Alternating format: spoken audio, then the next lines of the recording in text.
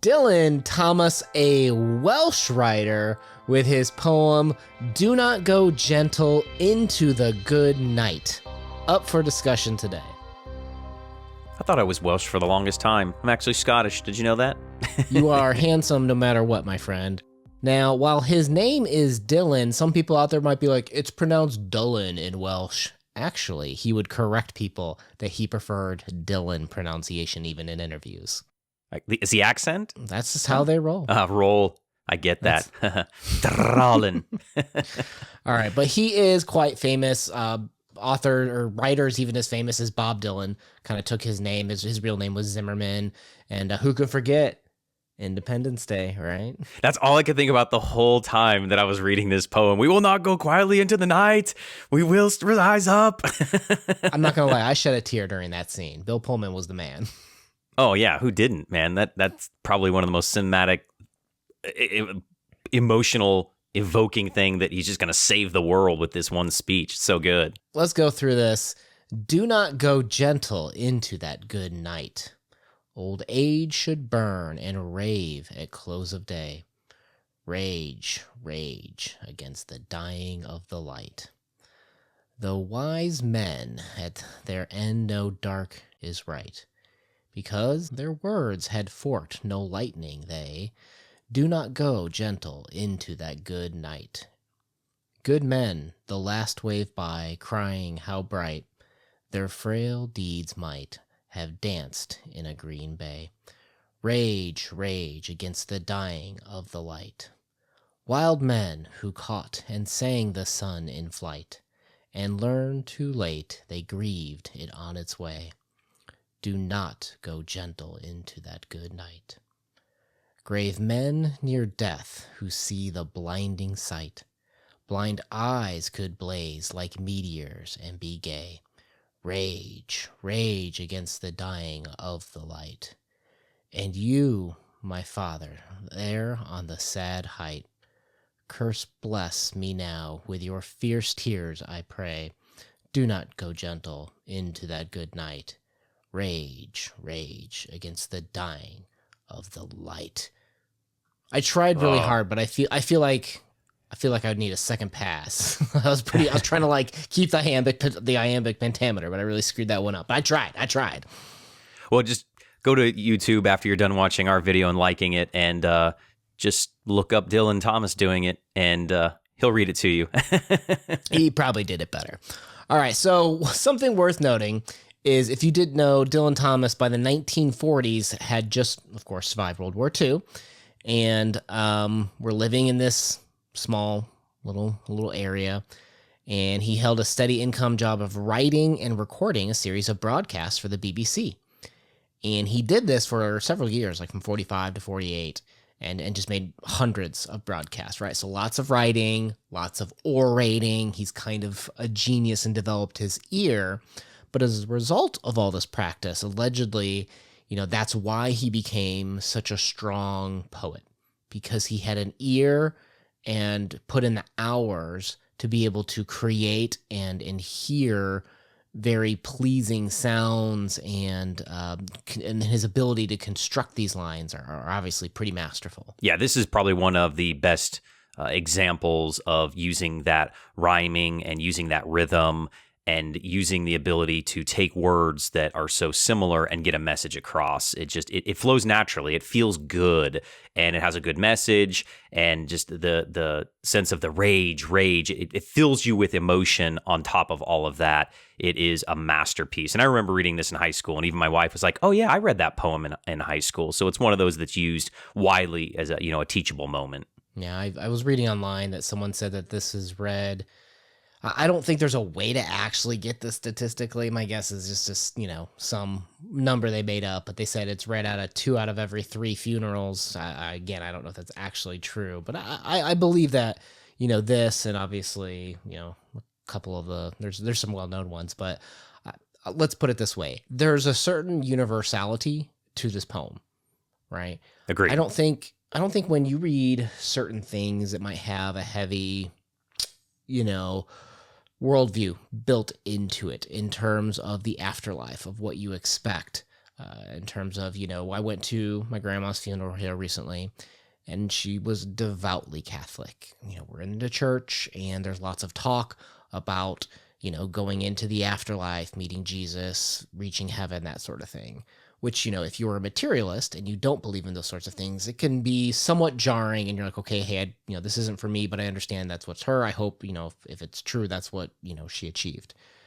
But what Dylan Thomas does here, which I think is interesting, is he captures that moment right before the precipice of life. Whatever happens there, no matter what you believe, he's capturing that moment about how are you going and crossing over, whatever happens after that moment. And I think that's what makes this poem so universal, is that we have all been and will be touched by this moment, by ourselves, by others around us at some point in our lives. I think that's a perfect way to say that this is universal. And on top of that, I would add that it's passion, right? We as human beings are passionate creatures. And the way we express our passion is through poetry and art and books and movies and music, etc. And this is taking the universal end-all be-all, death. We're all going to die one day. I mean, that is a sad part of life, but it gives life meaning too, that what we have is finite with one another. And he's saying fight for that. Don't give that up. If something's important to you, then you should continue wanting it. And I think that's just, like you said, that's something all of us can relate to. And he does it in a way that it just feels natural. Like, you don't have to get into this is a villain A, and the rhyming pattern is this, and there's that many lines, and there's these triplets and these quadruplets, and you don't have to go to that level. Like, you can just read this poem and react to it. And I think that is the sign for me of great art, that you don't have to be able, not that it's wrong, but the fact that it touches you first, then you intellectualize it, I think is something special when it comes to finding a piece that you can put in front of other people and talk about. And it's a little bit romanticized as well, too, the way that it is written and the way that the words, flow together. And I'm sure that you'll talk about, how this poem is written so uniquely that it allows people to just flow into it. Even if you're not a big, poetry person like myself, I was able to still get immense amounts of enjoyment out of it and intellectual finds in it also. Yeah. Just to kind of walk through the lines a little bit here.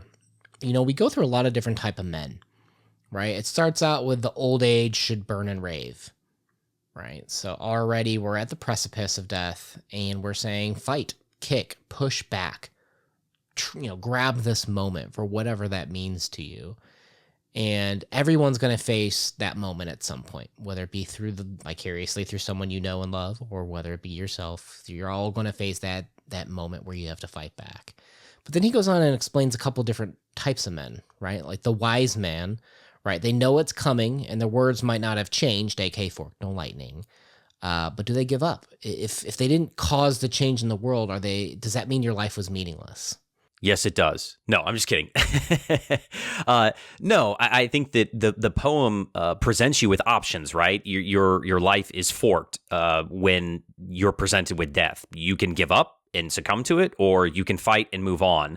And I always think about that of like palm readers, right? They read your palm and they see all the forks. And it's like, well, you can make this path here and make this choice and this happens. And I think that's what he's kind of saying here, at least to me. I looked at it as these are the choices that I'm going to have to make in life, and these could be the outcomes depending on the choices that I choose. What did you take about the good men? Who are the good men? I thought you were going to ask me about wise men. That was the one I'd kind of prepared for. I guess you have to define what is a good man. That's very situational.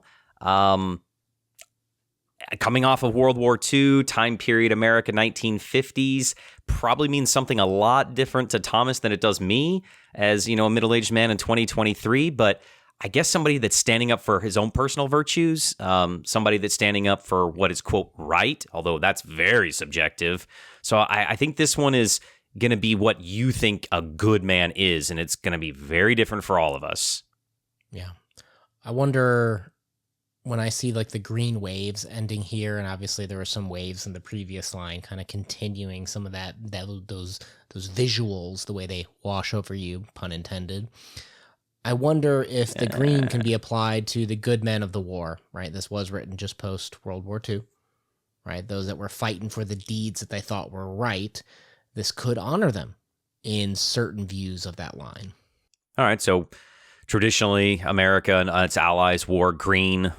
All right, wild man, trying to live life crazy and exciting, but does it matter? Do you regret or feel emptiness at the end?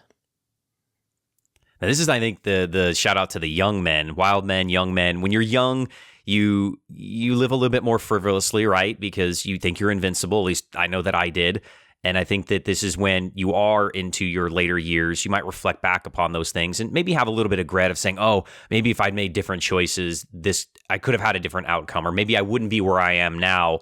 If I hadn't drank so much or partied so much or done things that were a little bit reckless, and I had done smarter choices for my physical body, because for older people, that's probably what's failing them, and that's why you could possibly be dying. That if you'd made different choices, maybe that wouldn't have been the outcome, and that's okay. You should accept that. And then grave men, it's probably not supposed to be funny, but I totally took it as funny. If you read Shakespeare, there's that one guy that, well, who was it? What play was it? Where he's like, he was dying, and they're like, ask me tomorrow and I'll be a grave man.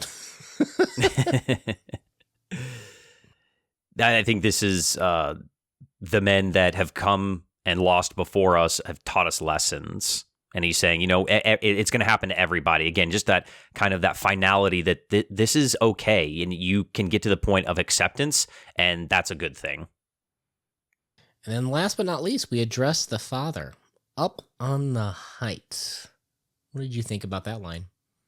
And 180 degrees pivot towards religion. The Father up on high. I felt like, to me, was a reference to God, and that probably maybe he thinks, my interpretation, that when you die, you could possibly be, judged by a higher power. Oh, okay. And be ready for that. Interesting. Yeah, I hadn't thought about that. So if he says to the Father, what's the line here? And you, my Father, there on the sad height. Why do you think it would be a sad height in that interpretation? I think even, going out a little on a limb here. Yeah, go for it. And don't crucify me for this. If I were a god, I'm not going to say maybe the god. If I were a god and it was my responsibility, I'd say I was death. Okay, I was death. Okay, we'll take it back. We'll take it down a notch. Yeah, let's take it down a notch. So say I was death, collector of souls. I think after a while, and I think they've estimated there's been 11, or maybe is it 100 billion people or something have ever lived in human existence that we know in human history. Whatever the number is, it's an astronomical number of people and souls that you would have to reap. I think that would get depressing after a while, even if it was, your gig. I think that would be tough. So if you're death, a god, the god, and you're just like having to churn in all of these souls all the time and bring them into heaven or the afterlife, that's got to get daunting after a while, right? I mean, that's got to be tough. Yeah, I mean, if I do anything 100 billion times, I'm probably going to get a little sick of it, is my guess. I don't know. Would it? How much would your opinion change if let's do a perspective shift? So if you knew this fact that for sure Dylan Thomas, like the poet's father, was actually dying when he wrote this. And we read this line, it says, and you, my Father, there on the sad height, bless me now with your fierce tears, I pray. If you reinterpret this in the eyes of him, actually the poet, writing it for his father, how does that change your perspective of this last paragraph with the don't go gentle into the night, rage against that light? If we take this as a literal interpretation, which we're probably supposed to, is the fact that he doesn't want his father to go. He wants more time with his father. He loves his father, or just hasn't had enough quality time with his father. I think that it shows the compassion and the strong familiar bonds, ties that, this father and son have. And just one more minute will be, one more than he had. I mean, I've heard people say that so many times of, I would give anything just have an hour with my wife. I would give anything to have 5 more minutes with my husband, because death is finite, right? It's the end. It's the great equalizer. And I think that he doesn't want to give his father up, and I can understand that. Yeah, I can see that for sure.